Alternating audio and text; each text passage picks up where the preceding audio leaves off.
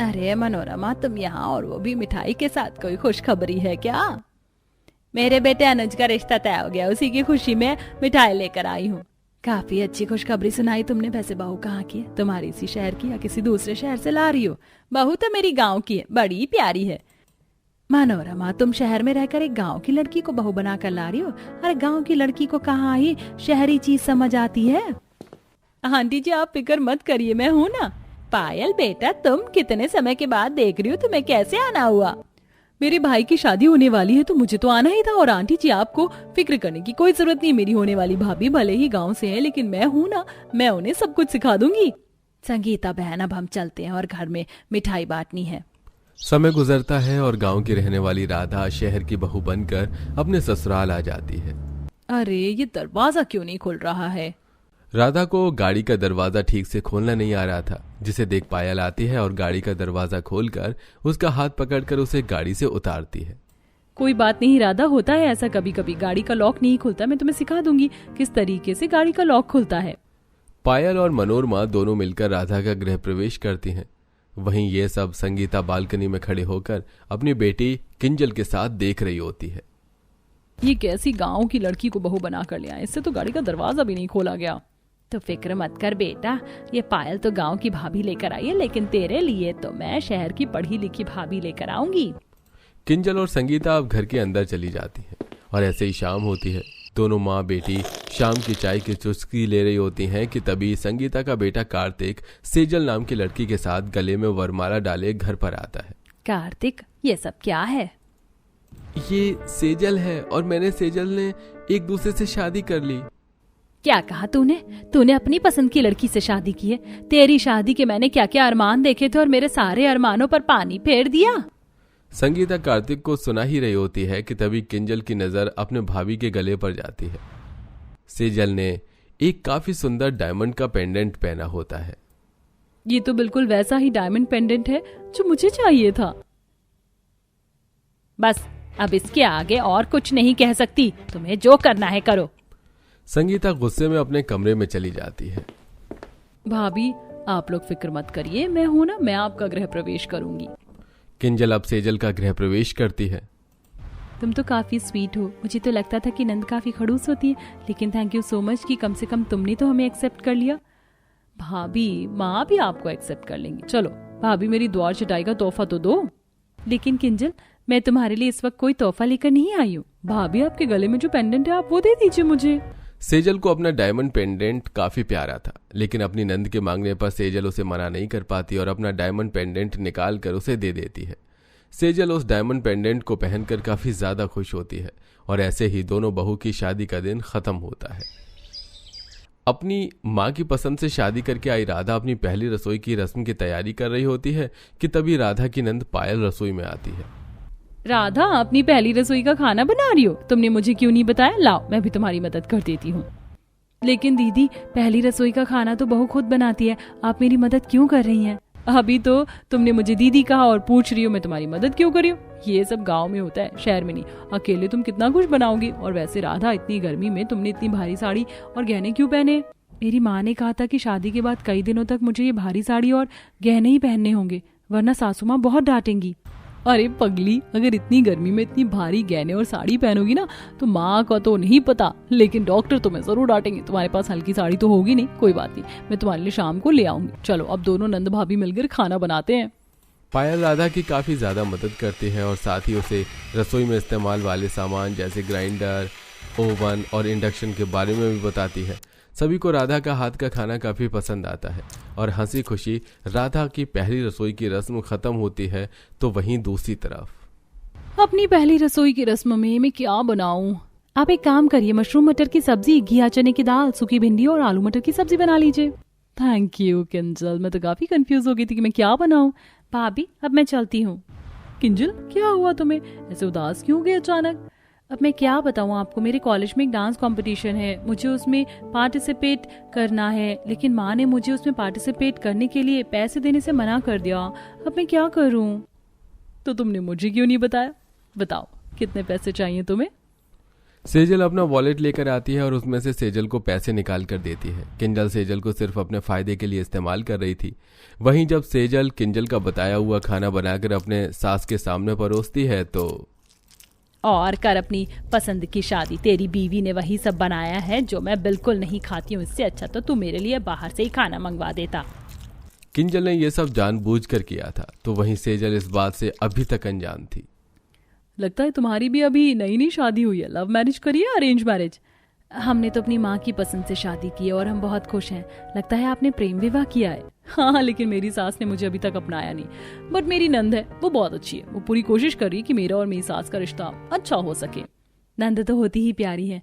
अब मेरी जो नंद है वो भी बहुत अच्छी है, मेरा काफी ख्याल रखती है। पता है उनकी शादी हो रखी है, लेकिन वो फिर भी मेरे लिए यहाँ रुकी हुई है ताकि मैं यहाँ की चीजों को समझ सकूं।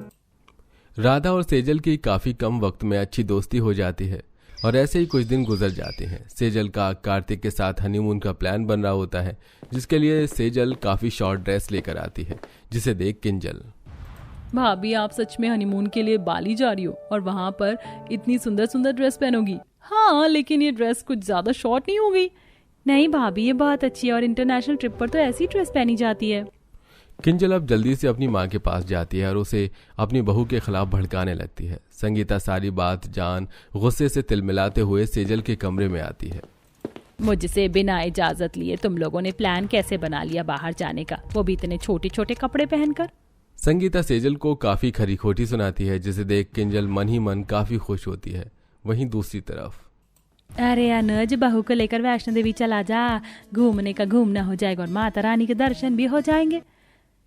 हनीमून के लिए वैष्णो देवी कौन जाता है? तुम लोग वहां सिर्फ दर्शन करने के लिए जाना। अनुज, तुम हनीमून के लिए राधा को गोवा लेकर जाओ। राधा, मैं तुम्हें खुद वहां पहने जाने वाले कपड़ों की शॉपिंग करवाऊंगी। अरेंज मैरिज वाली राधा की नंद काफी ज्यादा अच्छी थी, यहाँ तक कि अगर राधा कभी उठने में लेट भी हो जाती तो पायल सारा काम संभाल लेती। आपने सारा काम संभाल लिया, वरना मुझे तो लगा था कि आज तो माँ जी मुझे काफी डांटेंगी। तुम्हारी नंद है ना, तो तुम्हें फिक्र करने की कोई जरूरत नहीं है। दूसरी तरफ सेजल की नंद तो बस उसे डांट पड़वाने में ही लगी रहती थी। ऐसे ही एक दिन, किंजल, तुम मेरे साथ यहाँ की लोकल मार्केट चलो कि मुझे कुछ सामान लेना है।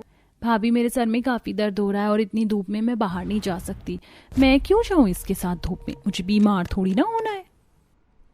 सेजल कड़ी धूप में अकेली मार्केट पहुंच जाती है, तो वहीं राधा भी अपनी नंद के साथ शॉपिंग करने के लिए आई थी। दोनों ही बहुएं मार्केट में एक दूसरे से टकराती हैं और मिलकर सामान लेती हैं। ऐसे ही कुछ दिन गुजर जाते हैं। सेजल की सास भी आए दिन मनोरमा और पायल के सामने अपनी बहू की बस बुराई करने में ही लगी रहती थी। ऐसे ही कुछ और दिन गुजरते हैं और आज संगीता अपने घर में काफी बड़ी पूजा रखती है। ये हमारे घर की चांदी की पूजा की थाली और पूजा का सामान है। इसे हम सिर्फ बड़ी पूजा पर ही निकालते हैं। इस घर की बहू हो, इसलिए मैं तुम्हें ये दे रही हूँ। इसे संभाल कर रखना, घर में काफी मेहमान आएंगे, कहीं कोई इसे चुरा ना ले। आप निश्चिंत रहिए, मैं इसका अच्छे से ध्यान रखूंगी। सेजल जैसे ही थोड़ी इधर उधर होती है कि तभी किंजल उस चांदी की पूजा की थाली और सामान को चुराकर छुपा लेती है। थोड़ी देर में सभी मेहमान पूजा के लिए आ जाते हैं और तब कहीं पर भी चांदी की पूजा की थाली नहीं मिलती। एक जिम्मेदारी दी थी तुझे, लेकिन वो भी तुझसे नहीं निभाई गई, इसीलिए मुझे लव मैरिज बिल्कुल पसंद नहीं है। एक नंबर की लापरवाह होती है लव मैरिज वाली बहुएं। संगीता सेजल को एक जोरदार थप्पड़ मार देती है कि तभी वहां पायल आती है। आंटी, जिसने गलती की उसे थप्पड़ मारी, इस बेचारी को क्यों मार रही हैं? सेजल अपने फोन में संगीता को एक वीडियो दिखाती है, जिसमें साफ साफ दिख रहा था कि पूजा की थाली सेजल की गलती से नहीं बल्कि किंजल ने चुराई है। इसका मतलब ये सब तुमने किया, लेकिन क्यों? मैं चाहती तो उस वक्त किंजल को रोक सकती थी, लेकिन मैंने वीडियो बनानी जरूरी समझी ताकि किंजल की सच्चाई सबके सामने आ सके। आज तक तुम्हारे साथ जो भी बुरा हुआ है ना, उस सब के पीछे तुम्हारी नंद ही थी। ये सब देख संगीता किंजल को सबके सामने थप्पड़ मारती है। मैं कभी सोच भी नहीं सकती थी कि तू इतनी नीच हरकत करेगी। सेजल बहू, मुझे माफ कर दे, तूने तो हमेशा मेरे लिए अच्छा ही किया, लेकिन मेरे ही खून ने मुझे तेरे खिलाफ भड़काया। संगीता अब सेजल को दिल से अपना लेती है, जिसे देख राधा और पायल भी काफी खुश होती हैं। संगीता अपनी बेटी की आदतों से काफी अच्छे से वाकिफ थी, इसलिए वो जल्द ही किंजल की शादी तय कर देती है और अब बिना नंद के सेजल काफी खुश थी।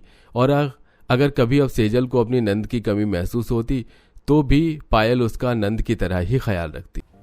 हाँ तो बेटा, तुम दोनों ने ही लड़कों को भी देख लिया और तुम लड़के वालों से मिल भी ली। अब बताओ कि मैं उन लोगों को क्या जवाब दूं। मुझे तो वो दोनों ही लड़के अच्छे लग रहे हैं। बड़े बेटे अनुराग का रिश्ता तृप्ति के लिए आया है और छोटे बेटे अशोक का गौरी के लिए, तो मैं ऐसे यहाँ कर देती हूँ। अरे माँ नहीं, आप ऐसी गलती को तो भूल कर भी मत करना। अच्छा होगा कि आप मेरी शादी अनुराग जी, जो कि घर के बड़े बेटे हैं, और दीदी की शादी अशोक जी से करवा दो। और वो किस लिए? वो इसलिए माँ, क्योंकि जरा दीदी को देखो और अनुराग जी को देखो, दोनों का कोई मैच है क्या? दीदी यूं ही काली सी और कहाँ वो गोरे और सुंदर। अगर अनुराग जी को ये बात महसूस हो गई तो हो भी सकता है वो दीदी को सताना शुरू कर दें, इन्हें इनके रंग के ऊपर या बदसूरत होने पर ताने देने लगे। इसलिए अच्छा होगा कि आप मेरी शादी अनुराग जी से तय करो, हम दोनों की जोड़ी परफेक्ट लगेगी। और फिर वो अनुराग जी ही तो हैं जो अपने घर को लेकर चल रहे हैं। वो अमीर है, पढ़ा लिखा भी है, और ऐसे लड़कों को मैं अपनी दीदी का पति बनने दूं? ये नहीं हो सकता। भले वो घर का बड़ा है, लेकिन अनुराग से तो मेरी ही शादी होगी, फिर चाहे जो हो जाए। गौरी ऐसे ही सोचने लगी। वो ऐसी ही थी, हमेशा अपने ही बारे में सोचती थी। गौरी और तृप्ति दोनों गरिमा की बेटियां थी, जिसमें बड़ी बेटी तृप्ति काली और बदसूरत सी थी, वहीं गोरी बेटी गौरी बेहद ही सुंदर और गोरी चिट्टी थी, और इसी बात का उसे सबसे ज्यादा घमंड था। गौरी ने बातों में लेकर तृप्ति के लिए अमीर परिवार से आए अमीर भाई का रिश्ता भी अपनी तरफ को कर लिया, और तृप्ति का रिश्ता अनुराग के छोटे भाई अशोक से तय हो गया। देखते ही देखते दोनों बहनों की शादी भी हो गई और वो दोनों एक ही परिवार के दो बेटों की पत्नियां बनकर ससुराल आ गई। आज दोनों ही बहनों ने अपनी पहली रसोई बनाई थी। वाह, मजा आ गया, मानना पड़ेगा, तुम दोनों बहनों की कुकिंग तो बहुत अच्छी है।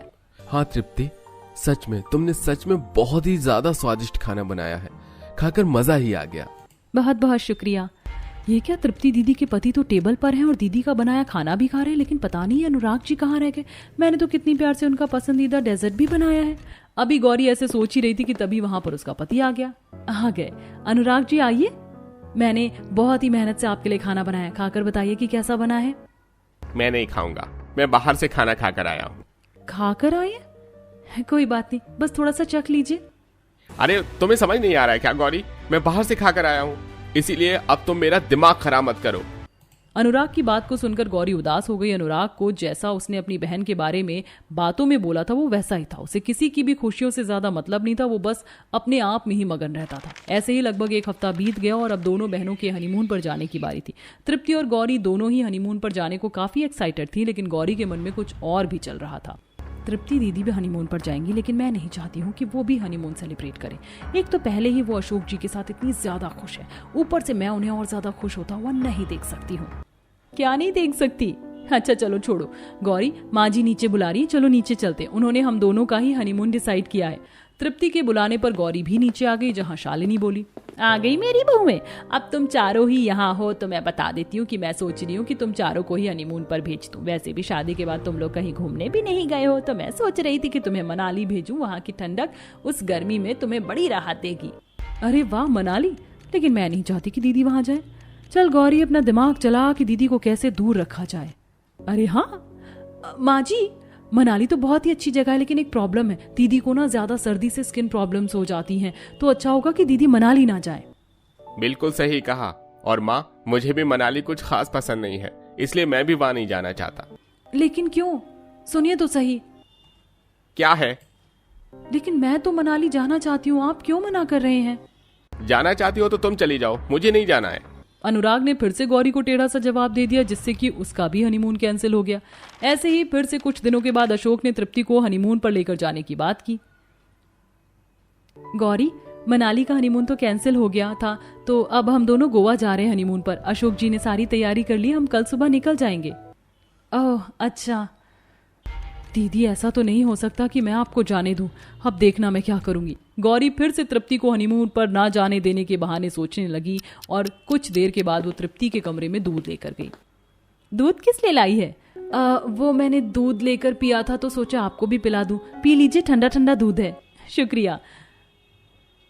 बेचारी तृप्ति ने दूध पी लिया। उस दूध में गौरी ने पेट खराब होने की दवा मिला दी थी। दूध को पीते ही तृप्ति के पेट में कुछ देर बाद ही गड़बड़ होने लगी और सारी रात उसने टॉयलेट के चक्कर लगाए, जिसकी वजह से सुबह को वो हनीमून पर नहीं जा पाई। ऐसे ही गौरी अपनी ही बहन के खिलाफ चालें चलती रहती थी।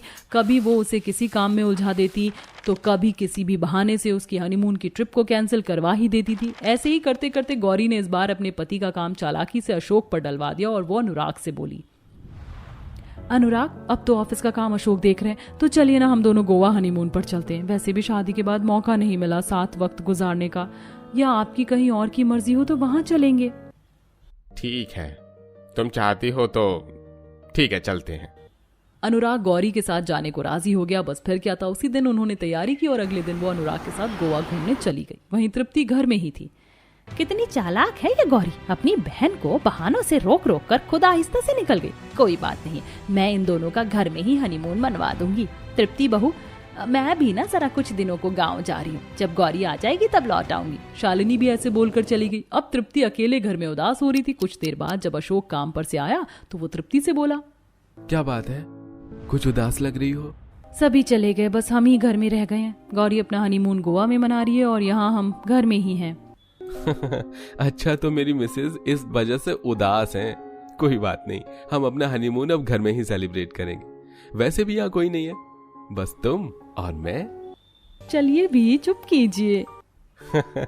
आज शाम को तैयार रहना कैंडल लाइट डिनर के लिए। अशोक ने जैसा बोला वैसा ही किया। उसने तृप्ति के लिए घर के हॉल को ही गुब्बारों और कैंडल से सजा दिया। साथ ही उसने बीच में एक टेबल लगाया और रात को उन दोनों ने कैंडल लाइट डिनर किया और बहुत मजे किए। वहीं दूसरी तरफ गौरी, अनुराग उठ भी जाइए, जब से आए हैं आप तो बस सो ही रहे। उठ जाइए, चलिए हम दोनों डिनर के लिए चलते हैं। मुझे भूख नहीं है, तुम जाकर खाना खा लो। गौरी को अनुराग की बात को सुनकर काफी गुस्सा आया। आज का दिन गौरी का सबसे ज्यादा बोर दिन बीता। ऐसे ही अगले दिन, अनुराग जी देखिए हम दोनों गोवा वाले बीच पर हैं, चलिए साथ में सेल्फी लेते हैं। नहीं, मुझे नहीं लेनी है सेल्फी, मैं यहाँ आ गया हूँ वही बहुत है। अनुराग, आप कितने बोरिंग हो, कुछ नहीं करते। गौरी ऐसे बोलते हुए गुस्से में होटल से चली गई। वहीं दूसरी तरफ तृप्ति थी, जिसको गोवा का एहसास दिलवाने अशोक वाटर पार्क लेकर गया। वहां उन दोनों ने खूब मस्ती की। वाह, यहाँ पर तो बहुत ही ज्यादा अच्छा लग रहा है। अशोक जी चलिए साथ में स्लाइड से पानी में आएंगे। तृप्ति का जो भी दिल किया अशोक ने उसे वो सारी चीजें करवाई। देखते ही देखते 2-4 दिन पूरे हो गए और गौरी और अनुराग ट्रिप पर से लौट आए। शालिनी भी गांव से आ गई थी। दोनों बहनें साथ ही बैठी हुई थी। और बताओ गौरी, तुम्हारा हनीमून कैसा रहा? दीदी बहुत मजा आया, सच में ये मेरी जिंदगी की बेस्ट ट्रिप थी, हमने बहुत मजे किए। तुमने कुछ पिक्चर्स वगैरह तो ली होंगी, तो जरा दिखाओ कि कैसी है। अनुराग जी तो कुछ करने को तैयार ही नहीं थे, अब मैंने क्या दिखाऊं। दीदी वो हम एंजॉयमेंट में ही इतने बिजी थे कि पिक्चर्स खींच ही नहीं पाए। तो मेरे फोटोज देखो, हम दोनों ने तो यहीं पर ही अपना हनीमून सेलिब्रेट किया, सच में बहुत मजा आया। तृप्ति के फोटोज को देखकर गौरी यूं ही रह गई। अब उसे एहसास हो रहा था कि अपनी बहन की जिस खुशी को छीनने की वो कोशिश कर रही थी, उसे वो कैसे भी नहीं छीन पाई। इस घटना के बाद अब कभी फिर से गौरी ने तृप्ति के कामों में टांग नहीं अड़ाई और दोनों बहनें मिलजुल कर खुशी खुशी रहने लगी।